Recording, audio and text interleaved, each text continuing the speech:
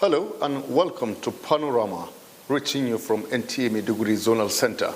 Your engaging and enlightening current affairs program where we examine issues shaping the society, faith and national life. Today's edition focuses on the spiritual significance and enduring lessons of Eid al-Adha as millions of Muslims across the world participate in the sacred Hajj exercise.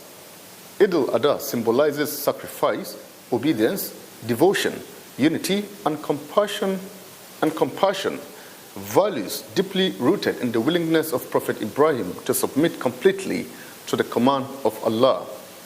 As pilgrims gather in the Holy Land for Hajj, the program explores how Muslims and the wider society can draw inspiration from these spiritual teachings to promote peace, tolerance, selflessness, and national cohesion. Stay with us as we take a closer look at the spiritual lessons from Eid al-Adha amidst the Hajj exercise. I am Abubakar Musa, glad to have you join us.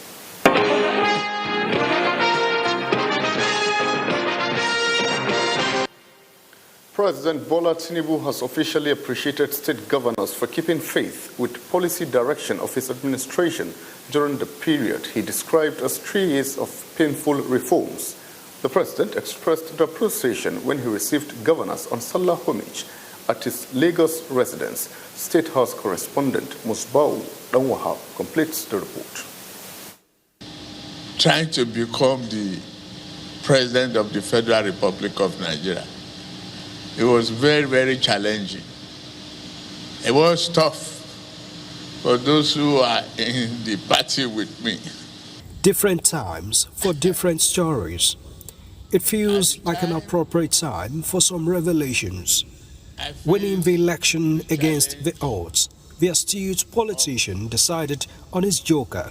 Some manifested on day one in office with the proclamation of subsidy removal. That and other transformative reforms came with hard times for Nigerians. But the man at the helms of affairs certainly felt part of it on his seat. Instead of dodging the bullet, I took it.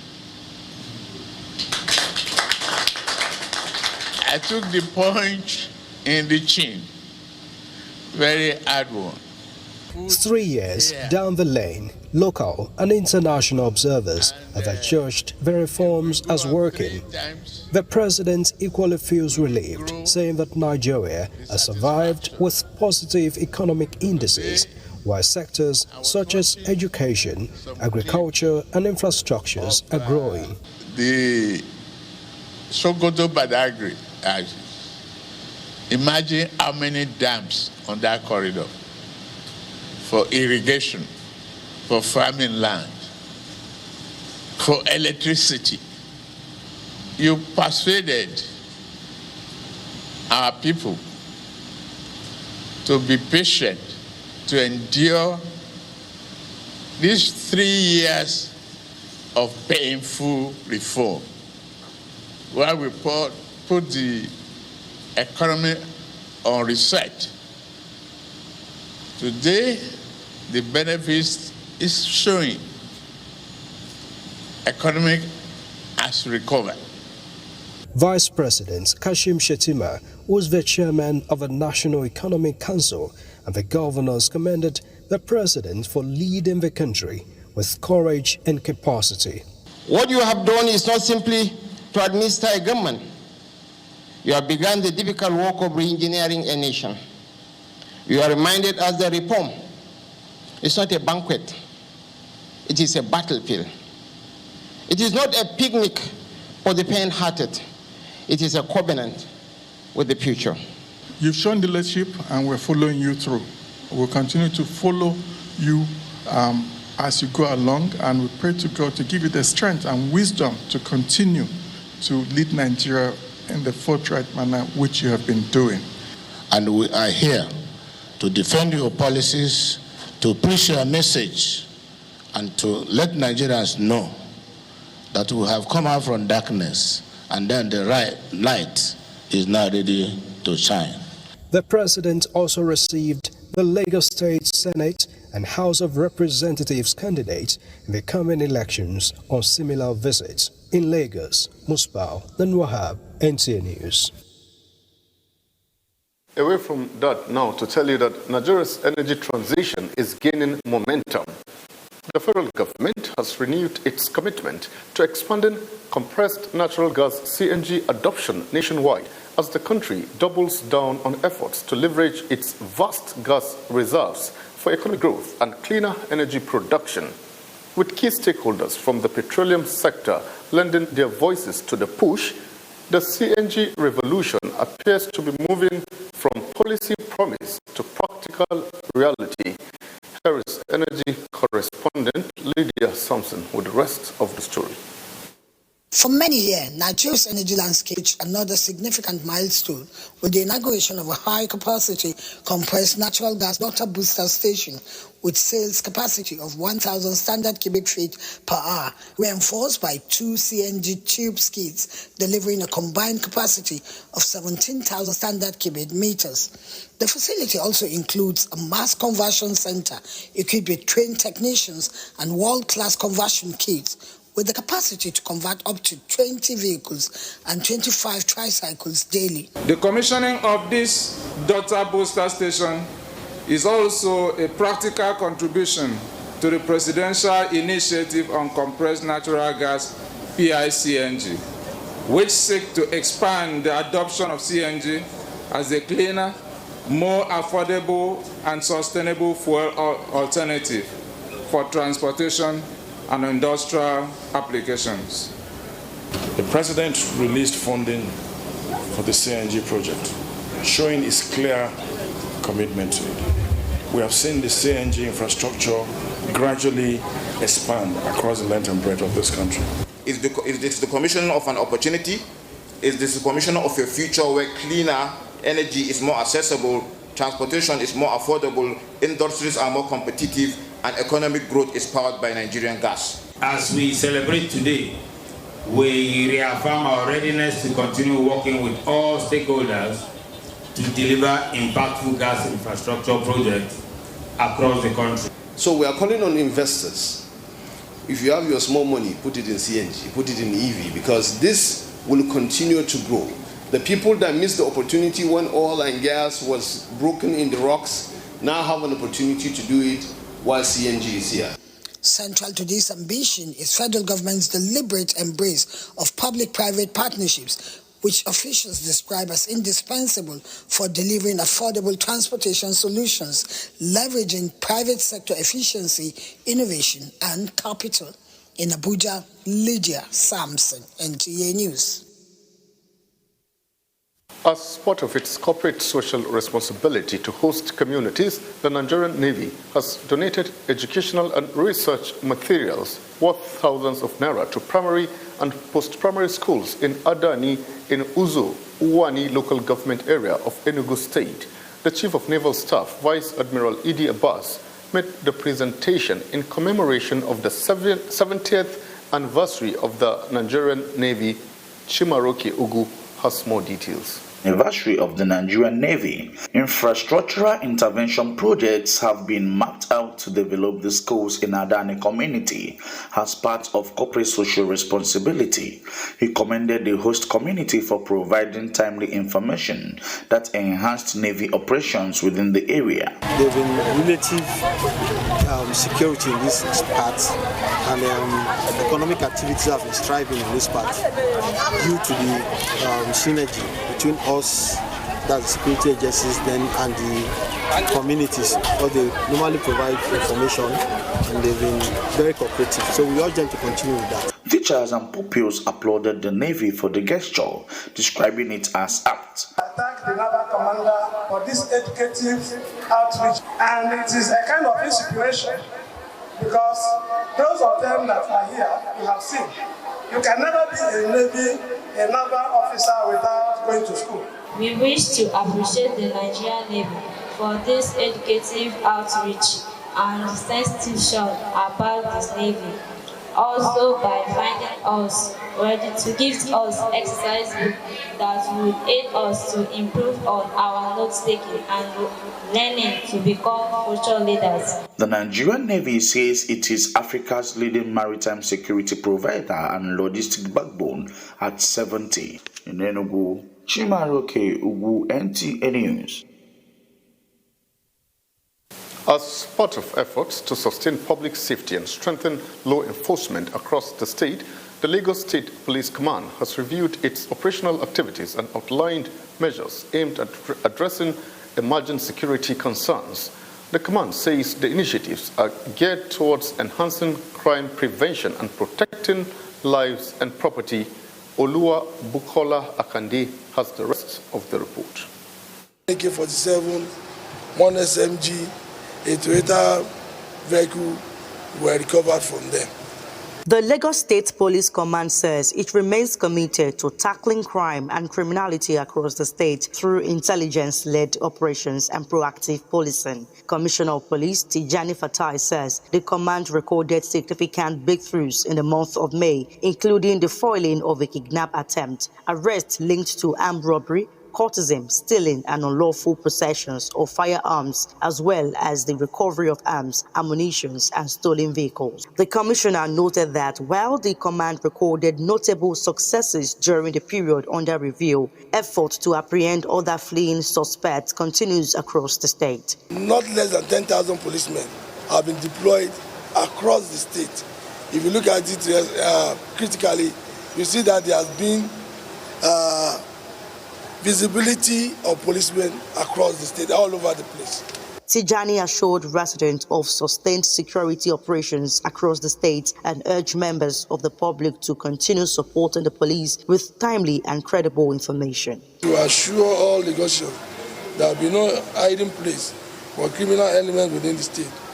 We therefore encourage members of the public to continue supporting the police with timely and credible information that will aid crime prevention, prompt response, and effective law enforcement.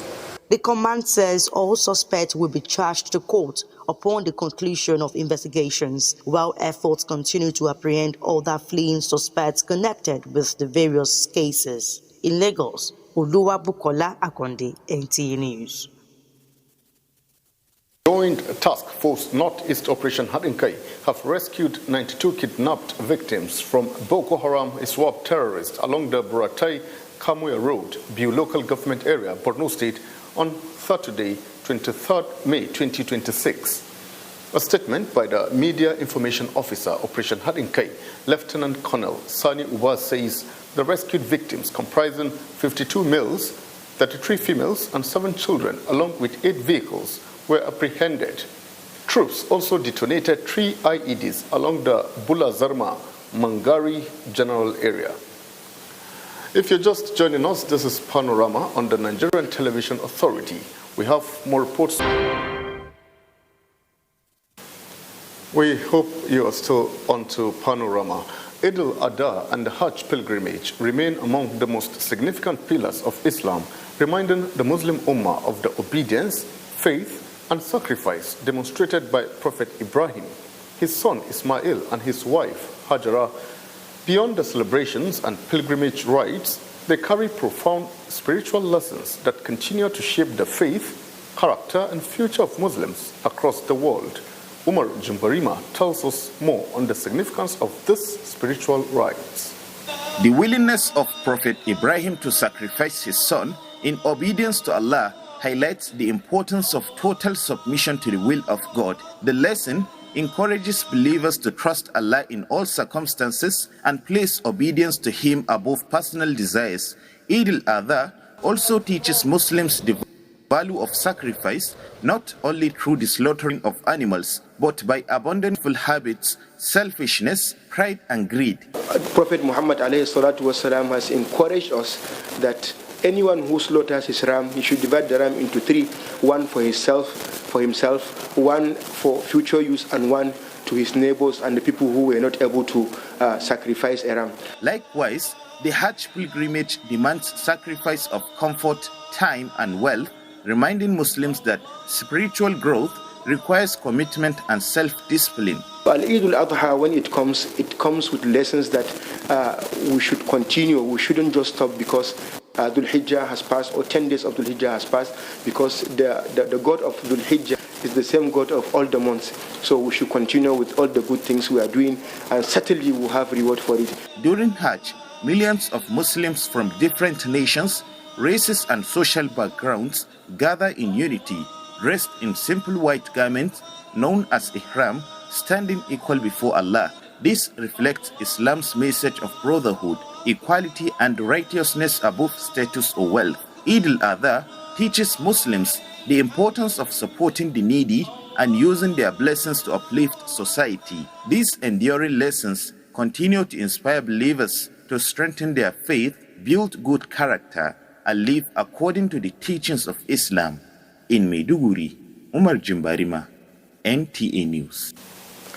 Beyond the festivities, Eid al-Adha conveys profound spiritual lessons that continue to inspire Muslims around the world to shed more light on the significance of the season and the lessons it offers to the faithful.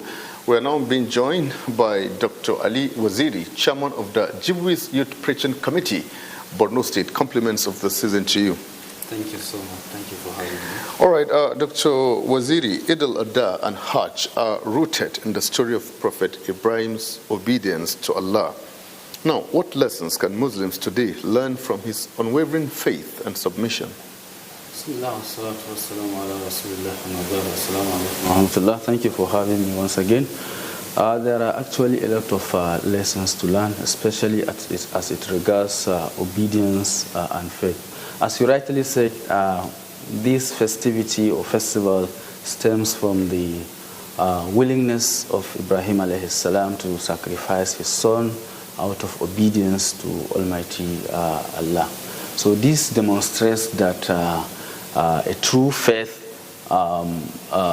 requires a complete trust, a complete submission to Allah's wisdom, even when at the time his commandments are difficult to understand. You can understand from the fact that when Ibrahim alayhi salam was saw in a dream to actually sacrifice his son, and then he did not ask God. He knows that was a divine commandment, but he didn't ask God, why me? Why should I sacrifice my son? That's the first stage. And then when he told his son that this is what I saw in my dream, what did you see, my child, my dear child? And then the son now said, Ya abatif alma tu'mar. Oh, dear father, do as you are commanded. Do, execute your commandment. For inshallah, Allah's words, you are going to find me amongst the patient. He didn't ask, Father, why are you going to sacrifice me? That shows how obedient Ibrahim and his son were. Total obedience. Total obedience to Almighty Allah. And the stage 2 is the obedience of the son also to his father Ibrahim alayhi salam. So we can understand that this teaches us how to be obedient to Almighty Allah and Islam. And then as children of people, we need to be obedient to our parents, especially when they ask us to do things that are not against the teachings of Islam. We can also apply this in the context of our country, Nigeria, so that we'll be obedient, we patriotic to the country, we avoid anything that can create divisions, disunity amongst us. All right. Very well, Doctor, I must say. Now, beyond the ritual sacrifice of animals, Islam emphasizes personal sacrifice. What are some of the habits and attitudes Muslims should strive to sacrifice in their daily lives? Well, the concept of sacrifice is fundamental in every religion. And the sacrifice for the sake of God and sacrifice for the sake of humanity actually hold very important stage. Now, beyond the physical sacrifice of animal, the core value actually center on the total submission, devotion, and then complete trust in Almighty Allah. Almighty Allah actually wanted Ibrahim alayhi salam to instill some characters, some attitudes, some values into Ismail alayhi salam, so that he will be completely and wholly devoted to the will of Almighty Allah. You see, the sacrifice of Ibrahim alayhi salam of his son actually is metaphoric in nature.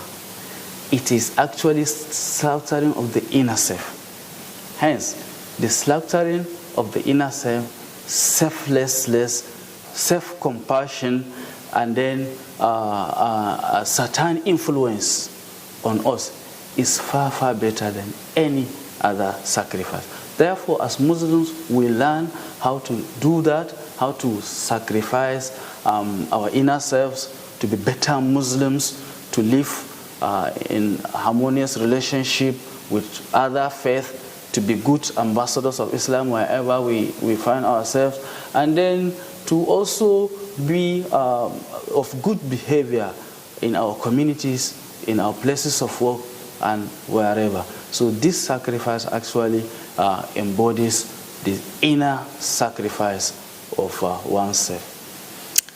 All right. One of the most striking features of Hajj is the gathering of millions of Muslims in identical ihram garments. What message does this actually convey about equality, unity, and brotherhood in Islam? This is very interesting. That place, the Hajj period, is the only place where you find all over the nation, all over the world, be it the rich, the poor, the leaders, the late, and even the physically challenged, and what have you, converged to actually pray and then serve Almighty Allah. That is the only place. The other place is mosque, but in mosque, a rich person may decide not to attend the mosque for so reason. But there, if the individual must go there, must do that pilgrimage, then he must. That is why you see every other individual converge there in the same type of garment, in the same type of the same place to worship Almighty Allah. Almighty Allah says in Surah Al-Hujurat, that's chapter 52, verse 13, Ya ayyuhan nasu, inna khalaqanakum min dhakarin wa untha wa ja'alnakum shu'uban wa qaba'ila lita'arafu inna akramakum indallahi atqakum inna Allaha khabirun alimun khabir. That, O you mankind, we have created you from man. Who is that? And Nabi Adam alayhi salam, Prophet Adam alayhi salam, and a woman, that's Hawa alayhi salam. We have created you from these two individuals, and then we have made you to be of different nations, different ethnicities. I'm sorry, we're actually running out of time. In just one sentence, Eid al-Adha encourages generosity through the sharing of sacrificial meat with the less privileged. How can Muslims extend the spirit of compassion and charity beyond the festive in just a few seconds? Okay, traditionally, even the meat was asked to be divided into three. Those of the family, friends, and relatives, and then the impoverished. Therefore, Islam teaches us, this specifically teaches us to share amongst with what we have. Share to others, let them also get that part of compassion from us. I wish we could continue, Dr. Ali, but I'm afraid time is not on our side because there are so much lessons to learn, spiritually speaking, from this discussion. Thank you so much for being part of Panorama today. We've actually been discussing with Dr. Ali Waziri, chairman of the Jibris Youth Preaching Committee, Borno State. Up next is sports. Excitement is building ahead of today's Unity Cup final in London between Nigerian Super Eagles and Jamaica's Reggae Boys. Super Eagles fans say they are optimistic about victory in the highly anticipated encounter.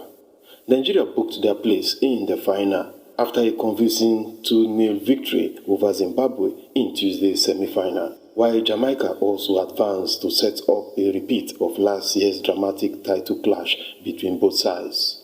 And if you look at our previous game before we got here, you see how they performed very well.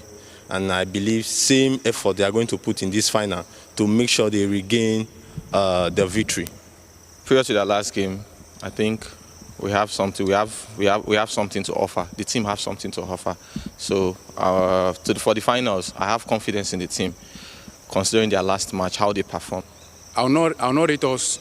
I'll not say maybe Jamaica are the underdogs, because it is a final and anything can happen in the final. But as a Nigerian, I believe the coach and his squad. Meanwhile, the UEFA Champions League final takes place Saturday in Budapest in a blockbuster matchup of European giants. Fresh up their first Premier League title, Arsenal are eager to add a first Champions League trophy in club's history to their cabinet. But as the competition's defending champions, for these winners take all showdown. Furthermore, this match could represent an intriguing clash of styles. Elsewhere, Novak Djokovic has been knocked out of the French Open after losing a 5-set epic against 19-year-old Brazilian Joao Fonseca. The 39-year-old third seed, a big favorite for the title, with Carlos Alcaraz's injury and Jannik Sinner suffering a surprise defeat on Thursday. Djokovic's defeat means the 39-year-old wait to go past Margaret Court's mark of 24 Grand Slam victories continues. With Sport Update, Peter Weibo, NTA News.